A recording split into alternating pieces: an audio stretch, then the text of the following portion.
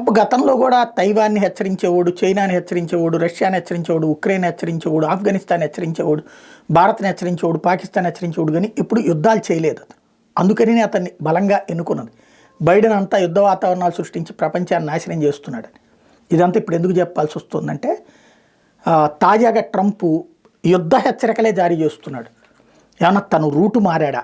అందులో ఒకటి హమాస్ వాళ్ళకి వార్నింగ్ ఇస్తున్నాడు, మీ అంతు తేలుస్తాను, నేను వచ్చేలోపు కనుక మీరు చేయకపోతే మధ్యప్రాచ్యం మొత్తానికి సినిమా చూపెడతానంటున్నాడు.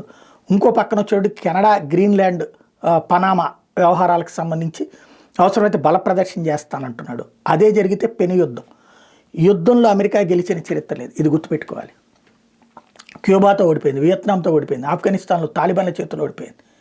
డామినేట్ చేసి ప్రచారం చేసుకుంది, అవతల వాళ్ళని నాశనం చేసి. ఆ యుద్ధం తర్వాతన అమెరికా కూడా సంక్షోభంలోనే పడింది. కాకపోతే ఈ రెండిటి ఇంపాక్ట్ వల్ల వరల్డ్ వైడ్గా సంక్షోభం మాత్రం ఫేస్ చేసింది. ఇప్పుడు ఏం జరుగుతుందో చూడాలి.